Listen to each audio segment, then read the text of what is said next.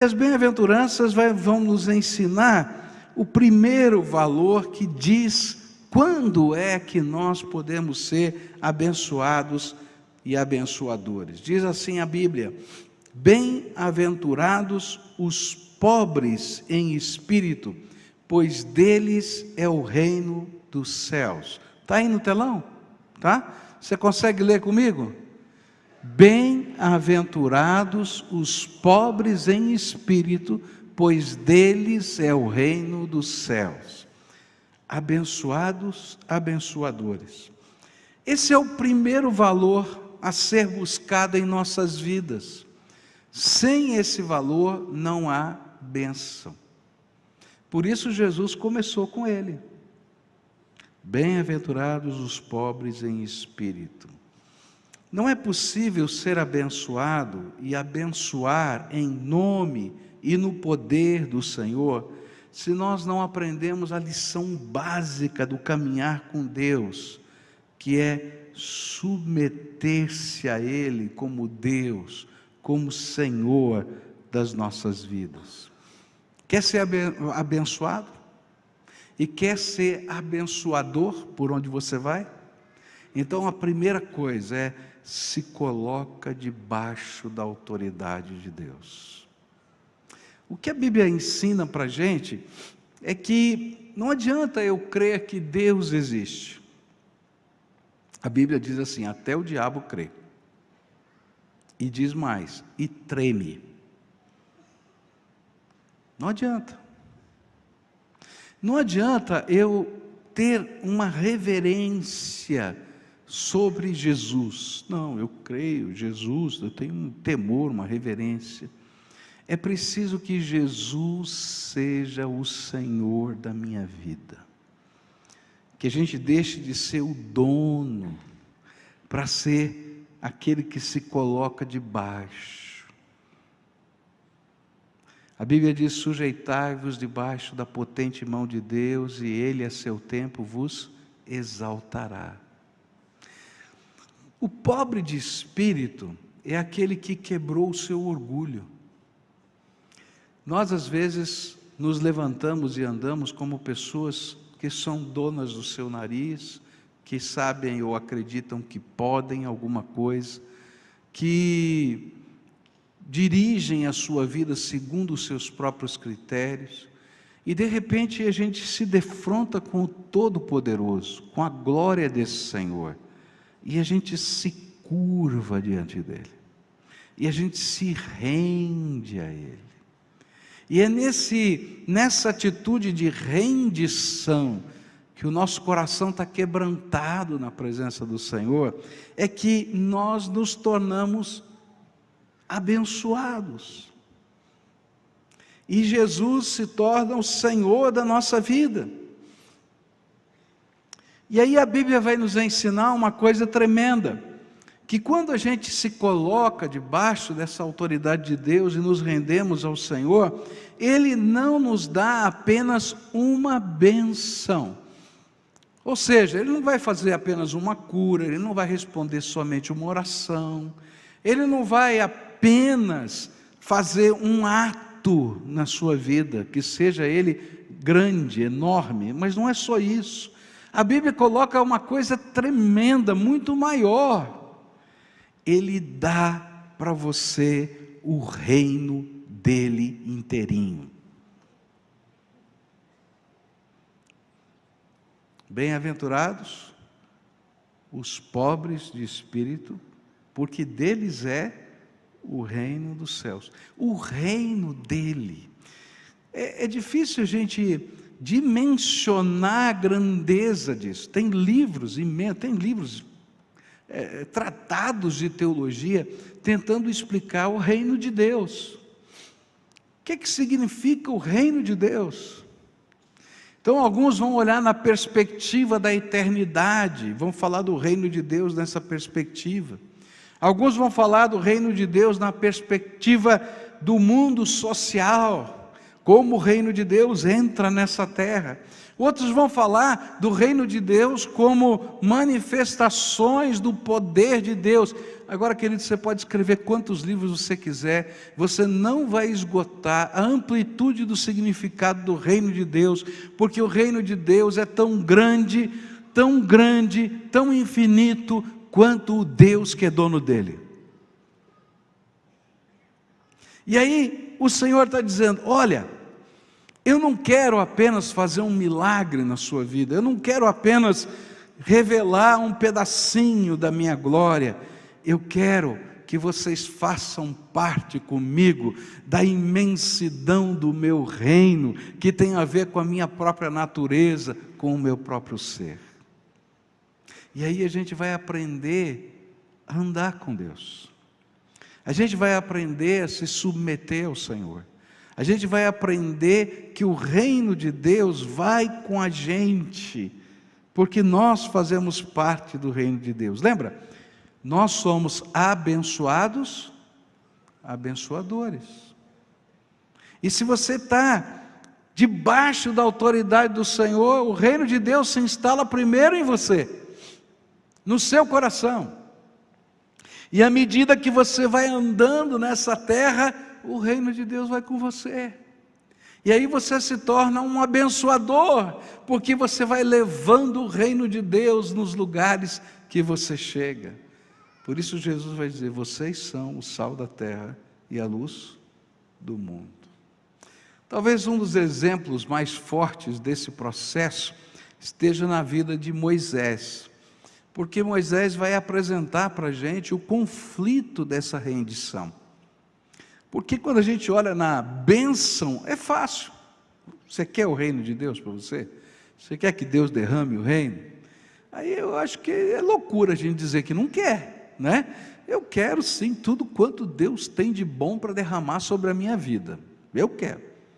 Mas a gente vai aprender com Moisés a primeira parte desse valor, não é? Pobre de espírito, quebrantado diante de Deus, aquele que se submete debaixo das mãos do Senhor. Moisés lá está cuidando das ovelhas do seu sogro, um homem rico, lá na região em que ele estava, e ele tem um encontro com Deus. E nesse encontro com Deus, Deus fala para ele: Moisés, eu quero que você vá comigo, e assim está na Bíblia, você vai comigo, tá? Porque eu vou tirar o meu povo do Egito. E queridos, aquele momento da vida de Moisés foi o maior confronto da sua vida. Tanto é que os capítulos 3 e 4 do livro de Êxodo, ele está brigando com Deus, ele está lutando com Deus. Ele não estava pobre de espírito, ele estava lutando com Deus. E como é que era a luta? A luta era do seu racional com o seu espiritual. Aquele homem tinha uma sentença de morte no Egito. No dia em que ele pusesse o pé naquela terra, ele seria preso e morto.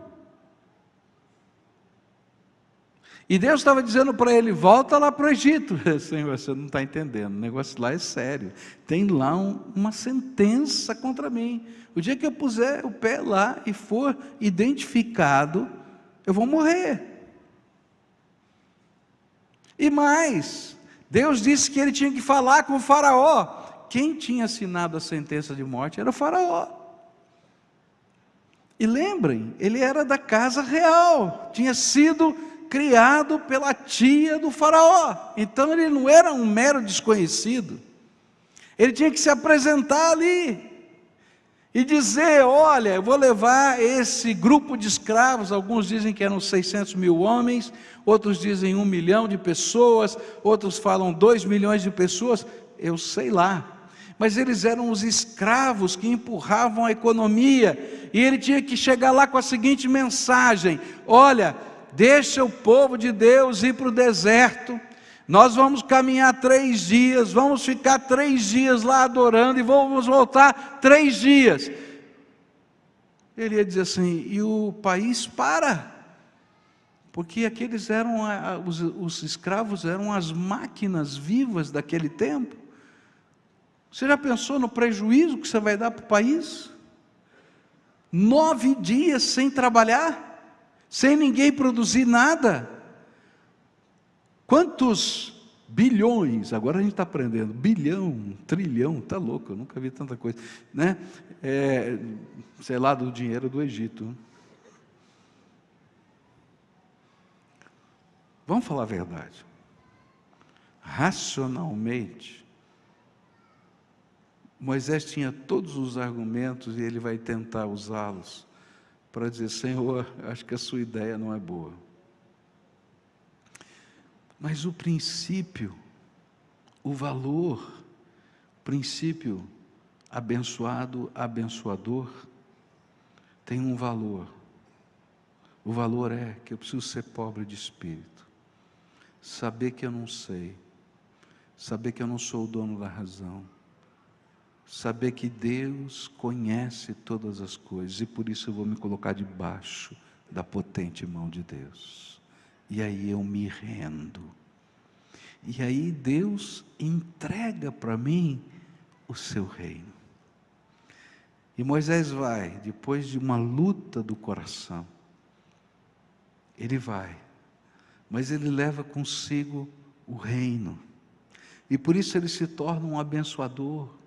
Porque quando ele chega naquele lugar, ele começa a pregar a palavra, e aquele povo começa a crer na possibilidade de uma liberdade, e os milagres de Deus vão junto com ele, porque o reino de Deus se revela na sua onipotência, na onipotência de Deus aqui na terra. O reino de Deus se revela a Faraó e se revela aos magos do Egito. E quando o Faraó chega um momento que os magos do Egito não conseguem imitar o poder de Deus, ele diz para aqueles homens: por que vocês não estão fazendo a mesma coisa que esse mágico aí? Ele diz assim: porque isso não é magia, esse é o dedo de Deus aqui na terra. Está entendendo? Mas só que a gente vai aprender que ser pobre de espírito, se colocar debaixo da autoridade de Deus e viver a plenitude do reino nessa vida, não é um ato de uma só vez na vida. É algo que eu tenho que repetir e repetir e repetir, porque os conflitos da minha alma sempre vão surgir. E agora Moisés está no deserto, ele recebe uma ordem de Deus: siga a nuvem. Meu Deus do céu, gente, é uma loucura seguir nuvem. Para pensar, se sopra o vento do leste para o oeste, a nuvem vem para lá. Se sopra o vento do oeste para leste, ela vai para lá. E no mesmo dia ela pode mudar de lado. Ela pode ser do sul para o norte, do norte para o sul. E eu imagino aqueles homens dizendo: Moisés, para onde a gente vai? Eu estou seguindo a nuvem. Coisa doida. Mas sabe por que aquelas pessoas continuavam seguindo Moisés? Porque todo dia de manhã, quando ele entrava na tenda do encontro com Deus, o reino de Deus descia sobre a terra, e a Shekinah da glória de Deus enchia aquele lugar.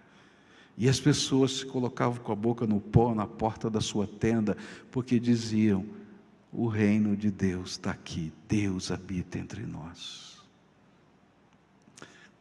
Primeiro princípio, e que é base para todos os outros, primeiro valor, que é base para todos os outros valores e princípios, é: se você não for alguém que se rende, que deixa Jesus ser o Senhor, guiar a sua vida na amplitude de todas as coisas, você não pode ter a maior de todas as bênçãos, que é a manifestação viva e presente do reino de Deus.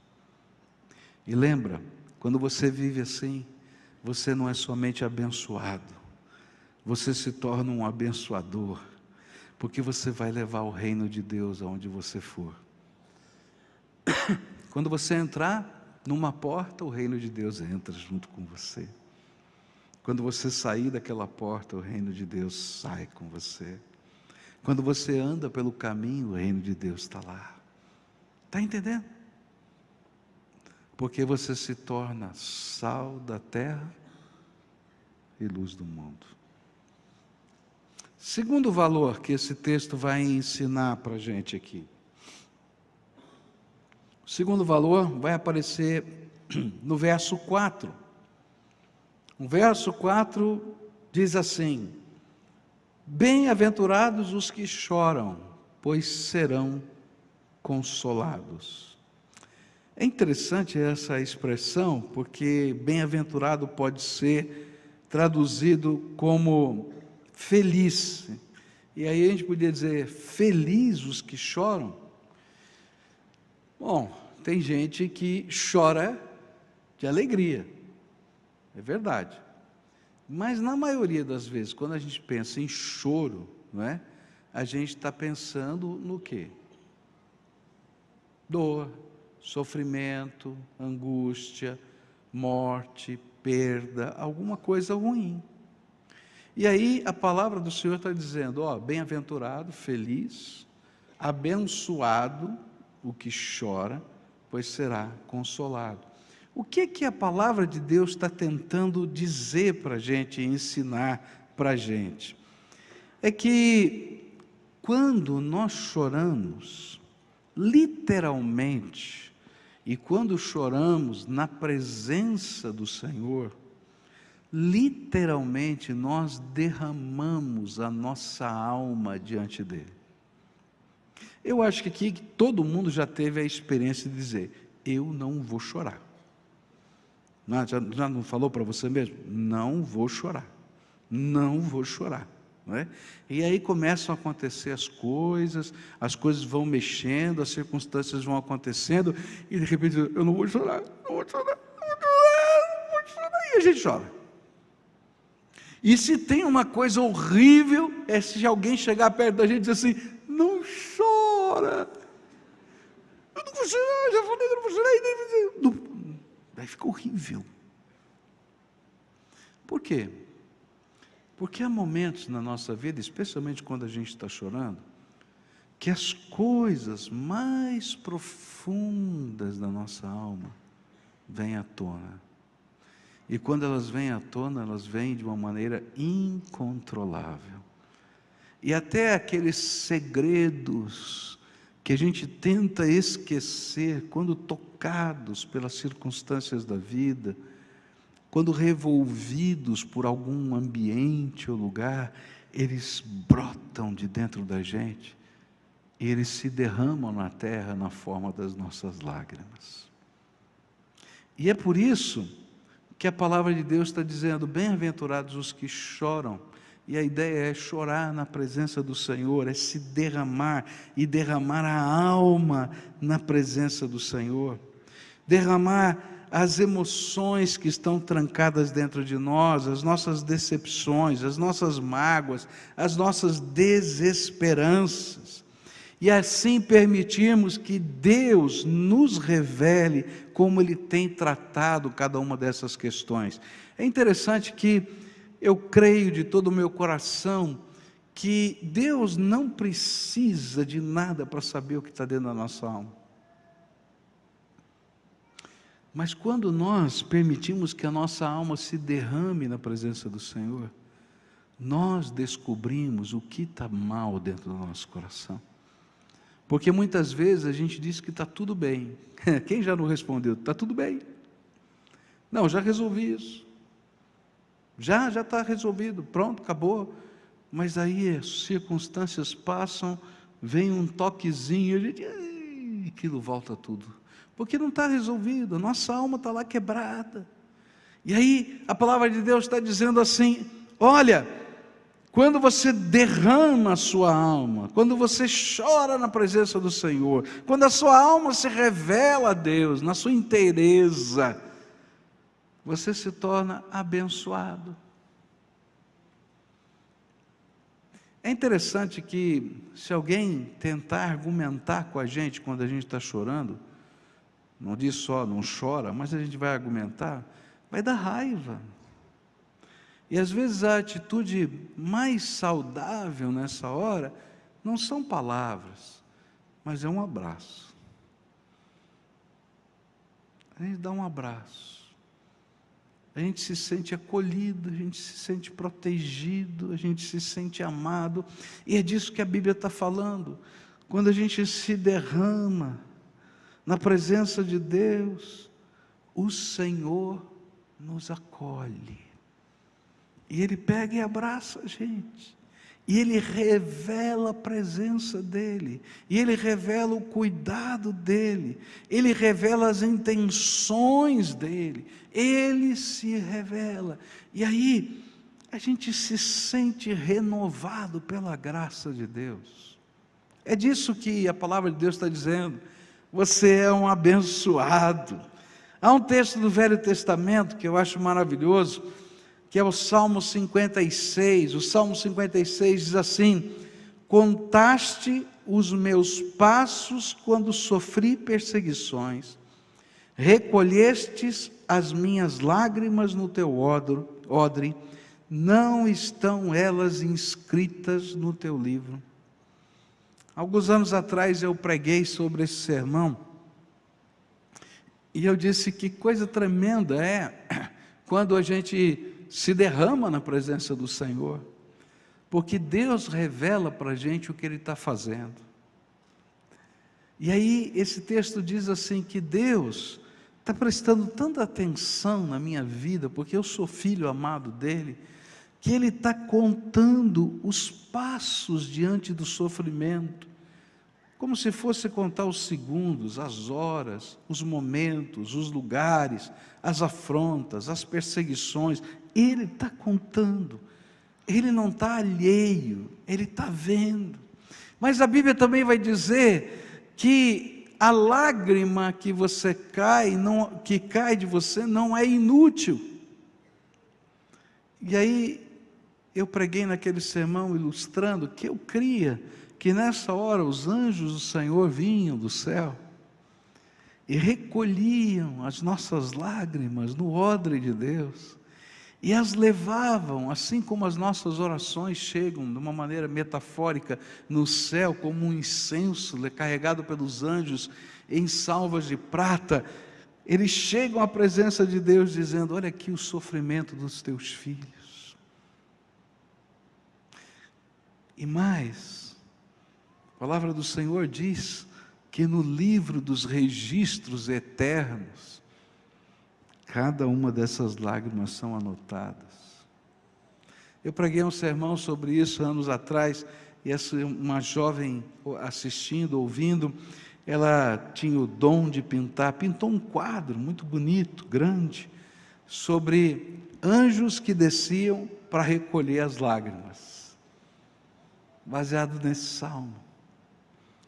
Queridos, Deus se importa, e Ele está presente, e sabe, isso não fica escondido no céu e na eternidade, mas a promessa do Senhor Jesus é que quando nós nos derramamos na presença do Senhor, e a nossa alma está diante dEle, Ele, não são os anjos, Ele nos consola, o abraço dEle vem sobre a minha vida, as intervenções dEle vêm sobre o meu coração, as misericórdias do Senhor vêm, e no tempo devido, no momento certo, essa graça vai se revelar.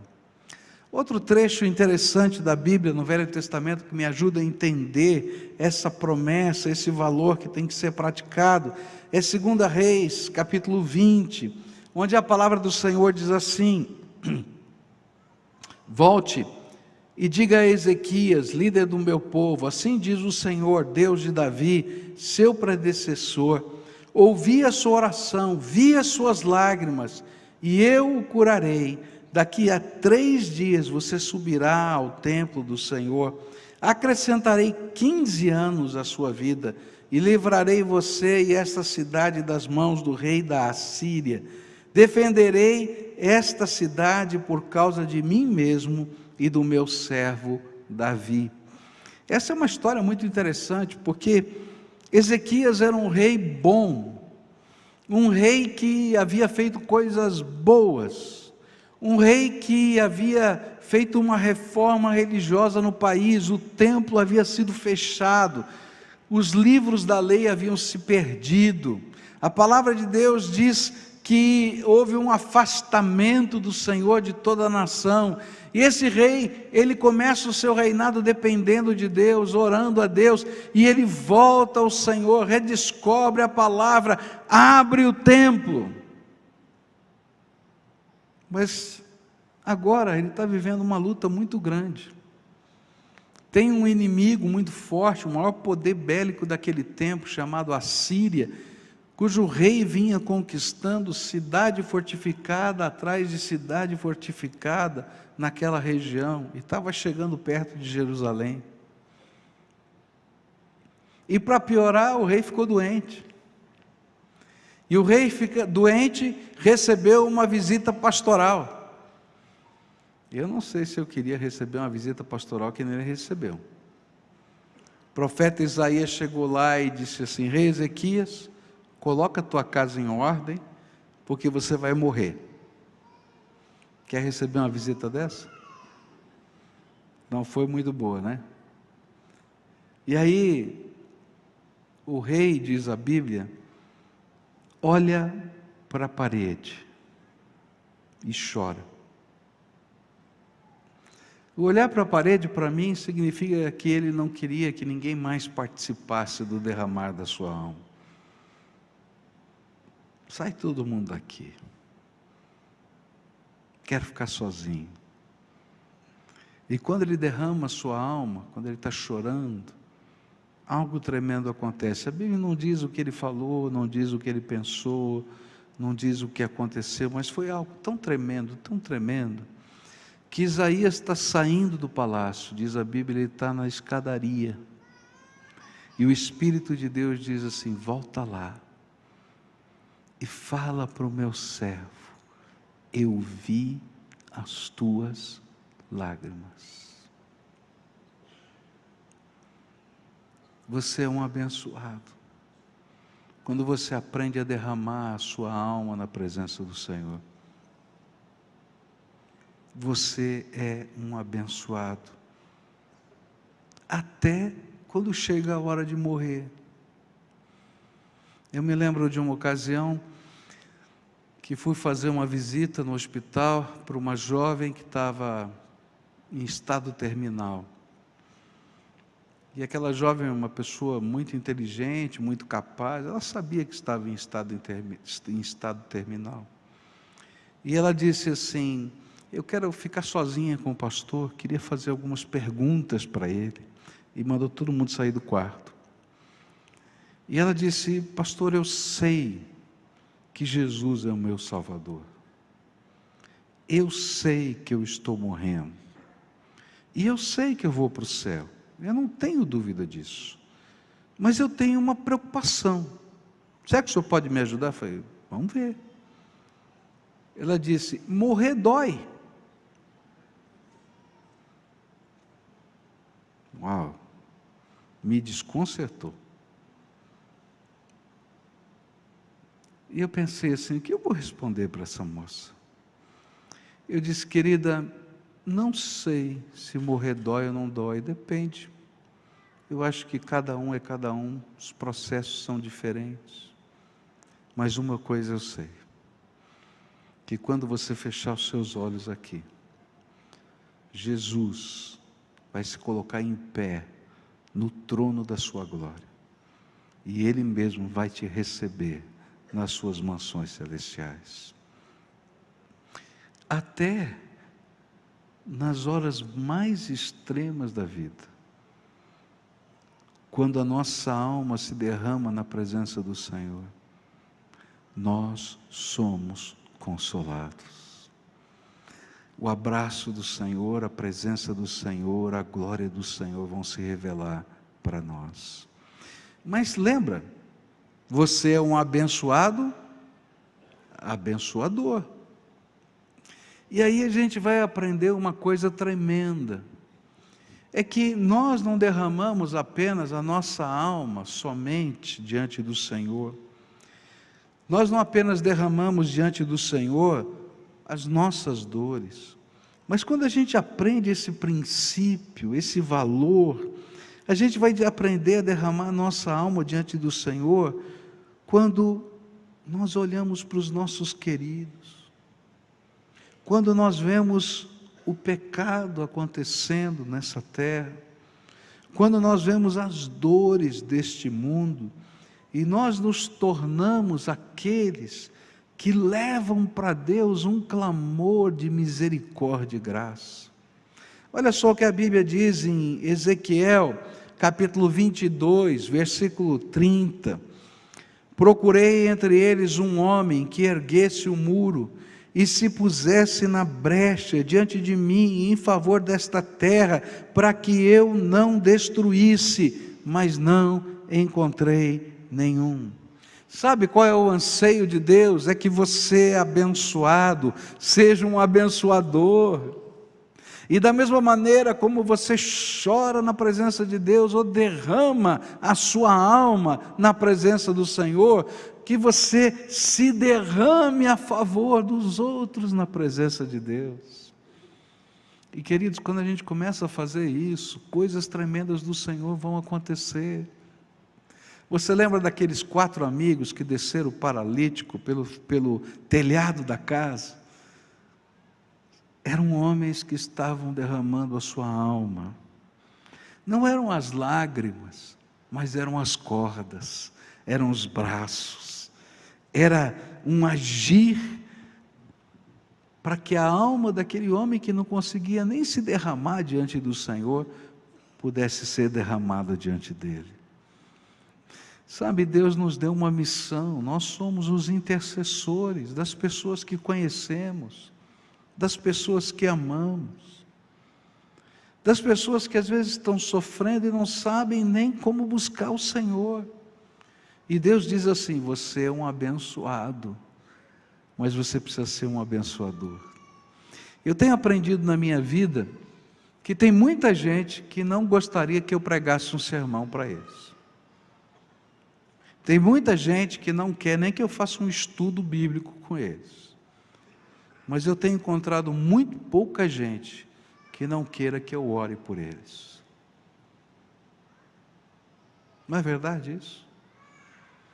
E sabe, quando a gente começa a orar, e o reino de Deus se manifesta, e o abraço do Senhor vem, as marcas do Senhor, da consolação do Senhor ficam.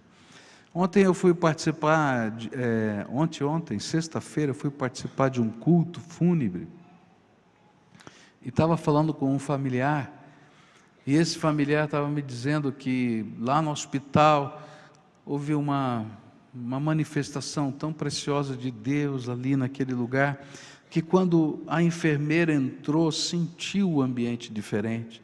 E quando terminou aquilo, ela perguntou: vocês são evangélicos e tal? E começou a conversar, e ele pregou o evangelho, e ela disse: o senhor pode orar por mim? Ele falou: posso. Colocou a mão sobre a cabeça daquela pessoa e começou a orar. E quando ele terminou, a pessoa estava vermelha e disse assim: eu senti como que um fogo que descia de cima até embaixo na minha vida. Abençoados, abençoadores. Porque onde você vai, o reino de Deus vai com você. E as experiências que você tem com o Todo-Poderoso, até a sua consolação, vão com você. E você passa a ser instrumento da graça poderosa de Deus. Eu não sei o que vai no seu coração. Primeiro valor. Não importa o que esteja acontecendo, se coloque debaixo da autoridade do Senhor. Entrega total. Sem senões. Total. Do teu jeito, da tua maneira, Senhor. E Ele vai dar o reino dele para você. Se as coisas estão pesadas dentro da tua alma, derrama a tua alma, sem esconderijo nenhum, na presença do Todo-Poderoso. Que Ele vai consolar você, vai abraçar você. E a graça da presença dEle vai se revelar na tua vida. Se você já está virado para a parede chorando, Ele está vendo as tuas lágrimas. Os anjos estão recolhendo no seu odre, estão anotando no livro dos registros. E Deus está prestando atenção em cada passo, em cada momento da tua história. Nesse momento eu queria orar junto com você, e logo depois a gente vai celebrar a ceia do Senhor. A ceia do Senhor é um memorial que nos ajuda a compreender tudo isso que a gente está falando aqui.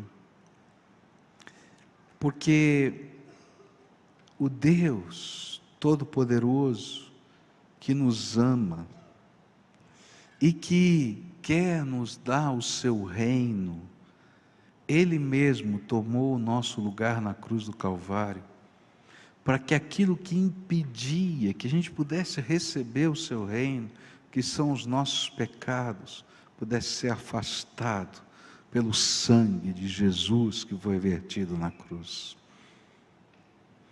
Ele mesmo, que sofreu a solidão porque os seus discípulos dormiram, e muitos deles o abandonaram, ficando apenas as mulheres de João à beira da cruz.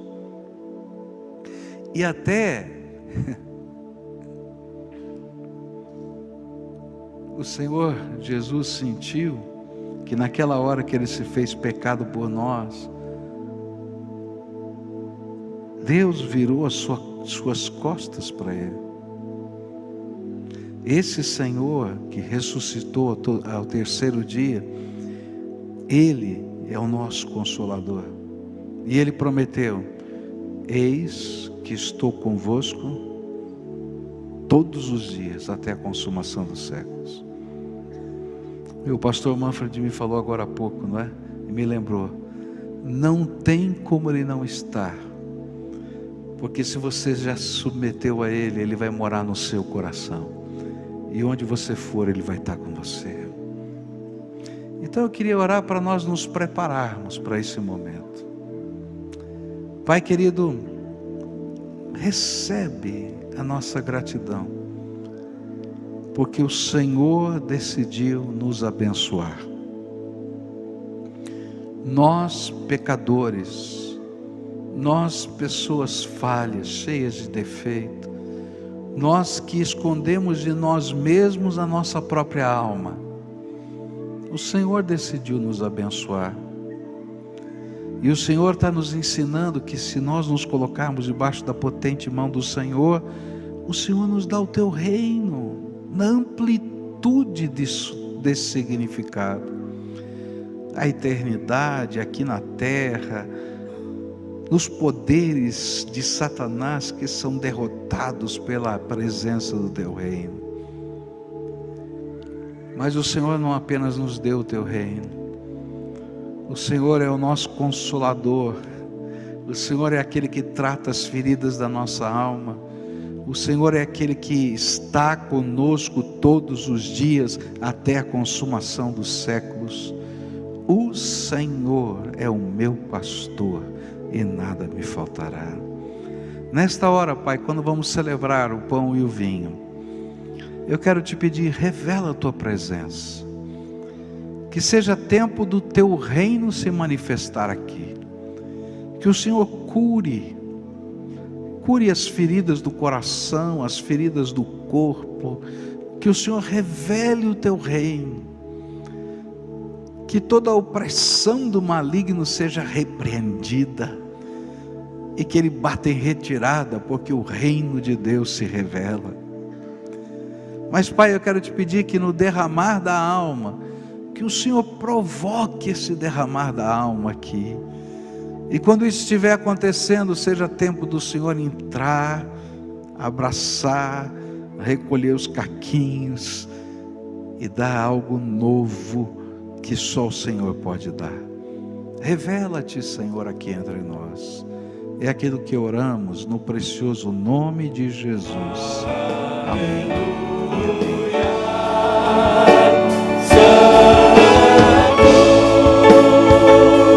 Santo, ó Senhor Deus poderoso és, digno é Senhor.